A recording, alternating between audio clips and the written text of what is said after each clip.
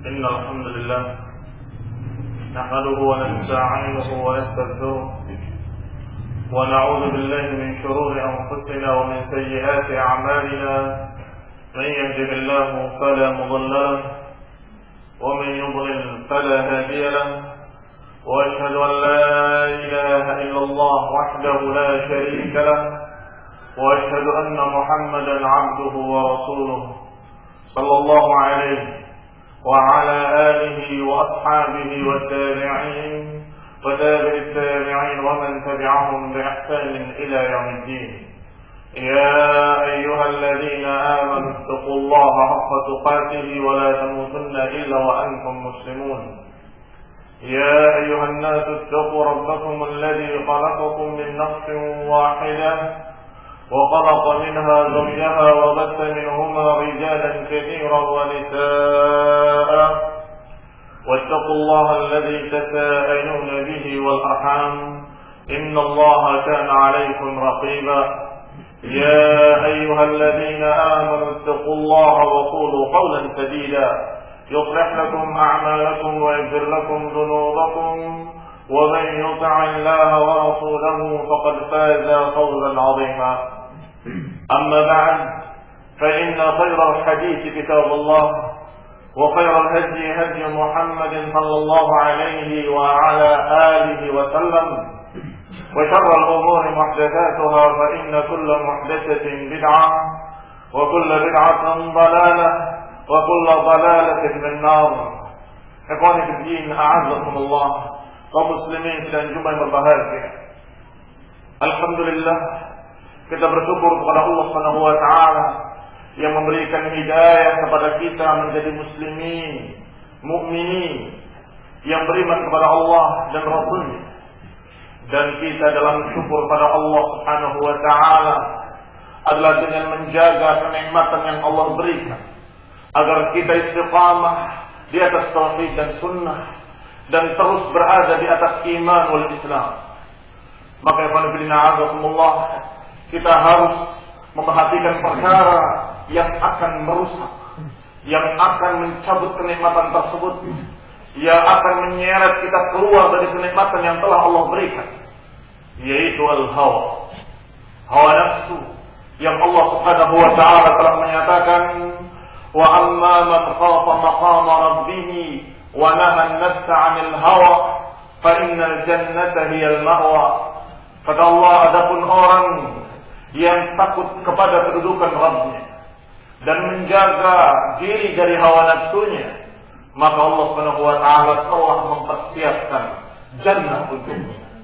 Maka Allah dalam ayat ini Allah Subhanahu wa taala mempersiapkan jannah sebagai ma'wa al-mu'minin, sebagai ma'wa mereka, tempat mereka, yaitu orang-orang yang yaqara maqam Rabbih, yang takut kepada kedudukan Rabb-Nya, takut kepada Allah dan dalam keadaan menjaga dirinya dari hawa nafsunya. Alhamdulillah, setiap khatib di mimbar-mimbar, setiap dai berbicara selalu mengingatkan agar berdoa kepada Allah Subhanahu wa taala, berlindung na'udzubillah min syururi anfusina, dari kejelekan hawa nafsu kita, menunjukkan bahwa perkara itu perkara besar, perkara yang akan merusak keislaman seseorang, perkara yang akan merusak keimanan seseorang, dan perkara yang akan mencabut kenikmatan besar yang telah Allah berikan. Allah Subhanahu wa taala telah memberikan kenikmatan yang sangat besar ketika seorang menjadi muslim mukmin, apalagi terbimbing di dalam sunnah, apalagi terbimbing di dalam jalan salafus saleh, maka sungguh nikmat yang Allah berikan kepadanya azimah, sangat besar yang Allah berikan kepadanya.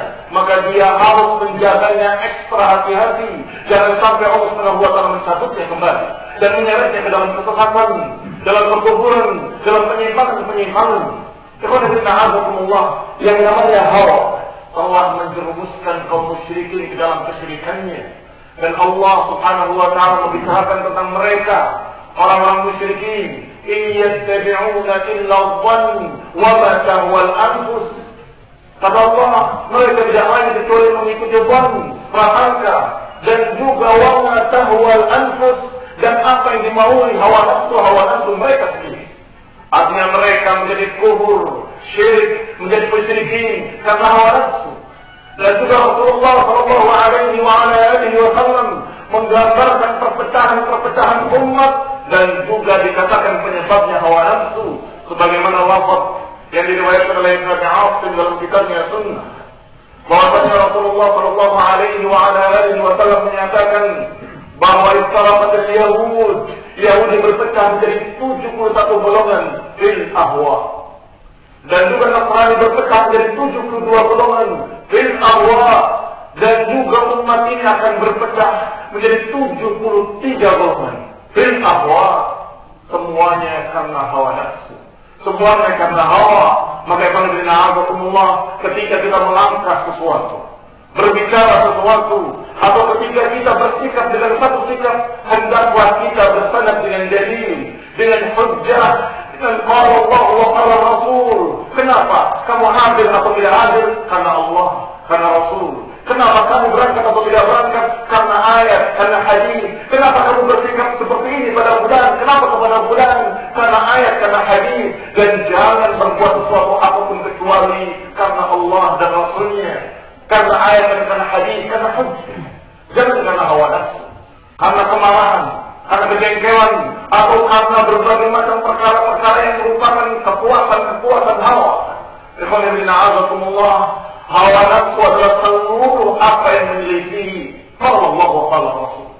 Ketika Imam Syafi'i rahimahullah mendefinisikan apa yang namanya hawa, maka beliau menyatakan kullu ma khalafa, semua yang menyelisihi syariat, semua yang menyelisihi hukum Allah, maka itu adalah hawa. Kemudian Imam Syafi'i rahimahullah membawakan ayat Allah Subhanahu wa taala di dalam Al-Qur'an, "Fa in lam yastajibu laka fa'lam." Kalau mereka tidak mau mengikutimu, fa'lam annama yattabi'una ahwa'ahum. Kalau mereka tidak mau mengikuti engkau wahai Rasul, maka ketahuilah bahwa mereka tidak lain kecuali mengikuti hawa nafsu mereka sendiri. Wa man adallu mimman ittaba'a hawahu bighairi hudan min Allah. Siapa yang lebih sesat dari mereka-mereka yang disesatkan orang-orang yang mengikuti hawa nafsunya sendiri tanpa petunjuk. Ayat ini dijadikan sebagai dalil oleh Imam Syafi'i rahimahullah bahwa yang namanya hawa nafsu adalah seluruh yang menyelisihi sunnah, seluruh yang menyelisihi perintah Nabi, seluruh yang menyelisihi ajaran Rasulullah sallallahu alaihi wasallam. Karena Allah berfirman, "Fa in lam yastajibu laka fa'lam annama yattabi'una ahwa'ahum." Kalau mereka tidak mau mengikutimu, maka ketahuilah kalau mereka tidak lain kecuali mengikuti hawa nafsunya sendiri. Setelah Allah katakan bahwa mereka mengikuti hawa nafsunya sendiri, Allah sebutkan jeleknya orang yang mengikuti hawa nafsu. Wa man adallu mimman ittaba'a hawahu bighairi hudan min Allah. Siapa yang lebih jelek, siapa yang lebih sesat dari mereka yang mengikuti hawa nafsunya sendiri, bighairi hudan min Allah, tanpa petunjuk dari Allah Subhanahu wa taala. Bagaimana kita na'azakumullah kaum muslimin sedang jumlah yang berbahagia. Al-hawa yang menyebabkan perpecahan kaum muslimin, al-hawa yang memecah belah barisan salafiyin, al-hawa yang menyebabkan seseorang terjerumus ke dalam bid'ah dan khurafat, al-hawa yang menyebabkan umat masuk ke dalam kesyirikan akbar. Semuanya adalah al-hawa. Bagaimana na'azakumullah usikum wa iyaya bitaqwallah faqad faza muttaqun. Aku wasiatkan kepada hadirin untuk sama-sama bertakwa kepada Allah Subhanahu wa taala. Takutlah kepada Allah Subhanahu wa taala dan berhati-hatilah dari hawa. Dan hawa nafsu itu ada dan bisikan-bisikan hati itu terus terbersit dalam hati seseorang, dan ini selama dia hidup di dunia. Dia akan terus menghadapi berbagai macam fitnah, nafsu amarah, nafsu syaitaniyah, dan sekian bentuk-bentuk nafsu, yaitu kemauan seseorang pada dunianya, kemauan seseorang karena dendamnya, kemauan seseorang karena perasaan syahwatnya, kemauan seseorang yang hanya urusan pribadinya. Maka itu adalah hawa. Semua yang menyelisihi Quran, semua yang menyelisihi sunnah, yang menyelisihi adab dan akhlak salafus saleh, maka itu adalah hawa. Bagaimana Allah Subhanahu wa taala menyatakan tentang jeleknya hawa nafsu atau jeleknya orang yang mengikuti hawa nafsu. Pada ayat lain Allah Subhanahu wa taala berfirman, "Fahkum bainan nasi bil haqq ولا تتبع الهوى فيضلك عن سبيل الله. Kata Allah, hukumilah mereka di antara manusia dengan adil, dengan hak dari Allah Subhanahu wa taala. Wala tattabi'il hawa, dan jangan mengikuti hawa nafsu. Fayudillaka an sabilillah, kan niscaya engkau akan disesatkan dari jalan Allah. Maka Allah, kalau kita bersyukur dengan kenikmatan yang Allah berikan, kenikmatan tauhid was sunnah, kenikmatan Islamul iman, kenikmatan kita mendapatkan dari Allah Subhanahu wa taala bimbingan dengan ayat dan hadis, maka jangan sampai tercabut kembali dengan kita mengikuti hawa dari yang paling kecilnya. Jangan sampai kita mengukur sesuatu dengan hawa, dan Allah perintahkan fahkum bainan nasi bil haqq, hukumilah manusia itu dengan kebenaran. Kenapa saya begini pada fulan? Apakah karena hawa nafsu atau karena ayat dan hadis? Kenapa saya demikian kepada fulan atau kepada Allah? Atau kenapa kita berada di sini, kenapa tidak di sana? Kenapa kita berada bersama mereka, tidak bersama mereka? Semuanya harus dijawab dengan hujjah, dengan dalil. Kalau tidak ada hujjah, tidak ada dalil, maka kita harus merubah sikap kita, mau tidak mau. Dan kita harus tunduk pada qala Allah wa qala Rasul, dan bisa mengalahkan hawa nafsunya, bisa menundukkan hawa nafsunya, dan bisa dia dalam keadaan menguasai dirinya sendiri. Jangan mau dalam keadaan diseret oleh hawa nafsu dan syaitan. Jangan mau diarahkan oleh syaitan dan hawa nafsu ke arah-arah yang sesat, ke arah-arah yang menyelisihi hikmah, menyelisihi Allah wa qala Rasul. Ikhwan fillah, a'azakumullah. Rasulullah Ta'ala al-hidayah, wa nasallahu ta'ala at-tawfiq, wa nasallahu ta'ala an yaj'alana min alladhina yastami'una al-qawla fayattabi'una ahsana. آمين. وصلى الله محمد وعلى آله وأصحابه وسلم تسليما كثيرا.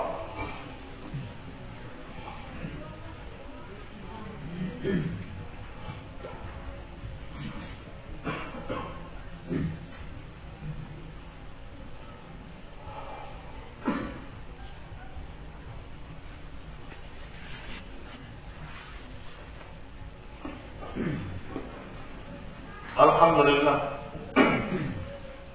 الحمد لله الذي هدانا لهذا وما كنا لنهتدي لولا أن هدانا الله. عباد الله ومسلمين sidang Jumat yang berbahagia, Allah Subhanahu wa taala bahkan berbicara tentang hawa lebih jelek lagi dalam ayat lain. Dalam surat Al-Furqan, Allah Subhanahu wa taala berfirman, "Ara'aita man ittakhadha ilahahu hawahu afa anta takunu 'alaihi wakilan am hasibtum anna aktharahum yasma'una aw ya'qilun inhum illa kal an'am bal hum adall." Kata Allah Subhanahu wa taala, "Afara'aita, apakah engkau pernah melihat orang yang mengambil hawa nafsunya sebagai Tuhannya, yang dia ikuti, yang dia tunduk, yang dia sujud kepadanya adalah hawa. Dia berjalan dengan hawa nafsunya, dia berbuat dengan hawa nafsunya, dan dia hidupnya dan matinya untuk hawa nafsu. Orang yang mengambil hawa nafsunya sebagai Tuhannya.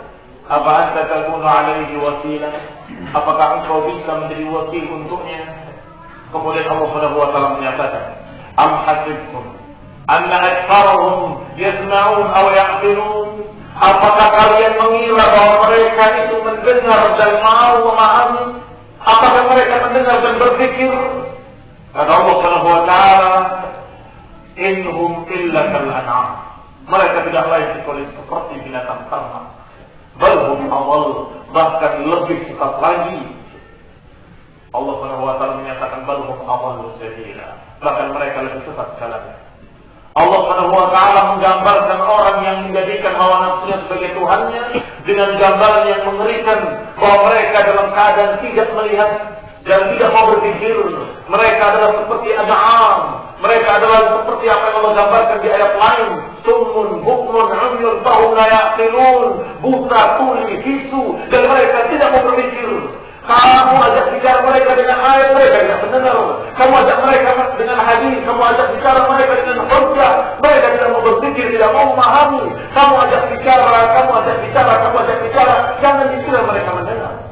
Walaupun mereka dalam keadaan di hadapanmu dalam keadaan dekat denganmu, ketika kamu berbicara dengannya dengan Allah wa Rasul, am hasibtum anna aktsarahum yasma'un? Apakah kalian kira bahwa mereka itu mendengar? Atau kebanyakan mereka mau mendengar? Kata Allah, jangan mengira kalau mereka itu mendengar dan mereka memahami. La, inhum illa kal'an'am. Seperti kamu berbicara dengan an'am, dengan binatang-binatang ternak. Kamu ajak bicara mereka tidak ngerti apa-apa. Kamu ajak bicara dengan halal dan haram, dia tidak bisa mengerti apa-apa. Kamu ajak bicara dia dengan hujjah, dengan dalil, dengan ayat dan hadis, maka sapi akan bisa paham. Maka Allah, betapa jeleknya mereka yang mengikuti hawa nafsu dan menjadikan sebagai Tuhannya. Jadi gambaran yang paling mengerikannya, gambaran yang paling puncaknya. Dan jangan dikira kalau seorang mengikuti hawa nafsunya pada satu perkara atau pada dua perkara, bahwa mereka tidak akan sampai ke sana. Karena sesungguhnya setiap perkara itu akan berjalan ke sana dengan sedikit demi sedikit. Orang yang mengikuti hawa nafsu akan terseret ke arah sana, ke arah apa yang Allah gambarkan pada suatu saat. Ketika dia sudah membiarkan dirinya mengikuti hawa nafsu, terus sekali, dua kali, tiga kali, dan terus dia merasa asyik dengan hawa nafsunya, puas dengan hawa nafsunya, sampai pada saat tertentu dia menjadi abidul lil hawa, menjadi penyembah hawa nafsu. Ara'aita man ittakhadha ilahahu hawahu? Apakah kau pernah melihat orang yang menjadikan hawa nafsunya sebagai Tuhannya? Kata mereka dalam keadaan tidak mendengar, tidak mau berpikir, dan mereka dalam keadaan seperti binatang ternak, berhum adallu sabila. Dan kemudian Allah juga mengatakan dalam ayat lain, afara'aita man ittakhadha ilahahu hawahu wa adallahu Allahu 'ala 'ilmin? Tidakkah kau melihat orang-orang yang menjadikan hawa nafsunya sebagai Tuhannya dan Allah sesatkan dia 'ala 'ilmin? Yang tadi disifati la yasma'un la ya'qilun, sedangkan yang kedua ini disifati dengan bahwa mereka adallahu Allahu 'ala 'ilmin. Allah sesatkan dia di atas ilmu. Wa qadama 'ala sam'ihi wa qalbihi, dan ditutup oleh Allah Subhanahu wa ta'ala 'ala sam'ihi wa 'ala qalbihi wa ja'ala 'ala batnihi ghishawah.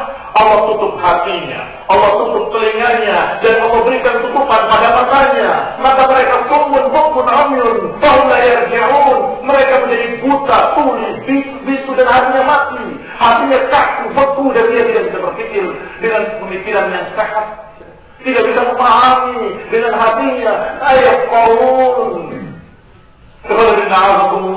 Dan Allah Subhanahu wa ta'ala menyatakan, faman yahdihi min ba'dillah? Siapa yang bisa memberikan petunjuk kepadanya setelah Allah sesatkan dia?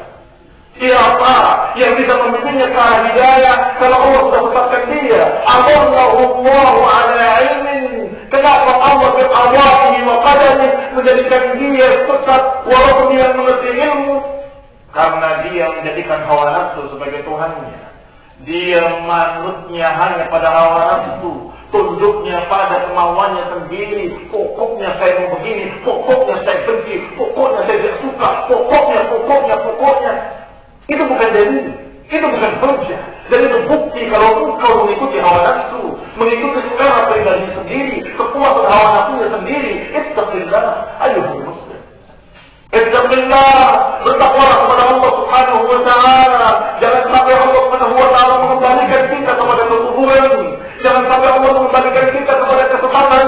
Jangan sampai Allah Subhanahu wa ta'ala menyeret kembali keluar dari tauhid, keluar dari sunnah nabawiyah.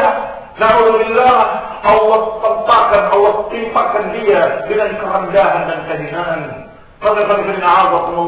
Usikum wa iyaya bitaqwallah. Aku wasiatkan kepada hadirin sama-sama bertakwa kepada Allah Subhanahu wa ta'ala, untuk takut kepada Allah dan bertakwa kepadanya, dan kemudian berupaya untuk bisa mengalahkan hawa nafsunya, berupaya untuk bisa menundukkan hawa nafsunya, dan dia berjalan di atas hujjah, berbicara di atas hujjah, bersikap di atas hujjah, ucapannya dengan dalil, perbuatannya dengan dalil, dan juga sikap-sikapnya dengan dalil. Allah wa qala Rasul. Qala ta'ala al-hidayah wa rahmah. ونسأل الله تعالى أن يهدينا ويهدي المسلمين إلى سواء السبيل. ونسأل الله تعالى أن يجعلنا من الذين يستمعون القول فيتبعون أحسنه. اللهم إنا نسألك رضاك ونعوذ بك من سخطك وغضبك وتوفنا مع الأبرار. اللهم صل على محمد وعلى آل محمد كما صليت على آل إبراهيم إنك حميد مجيد، وبارك على محمد وعلى آل محمد كما باركت على آل إبراهيم إنك حميد مجيد. سبحانك اللهم وبحمدك، أشهد أن لا إله إلا أنت، أستغفرك وأتوب إليك.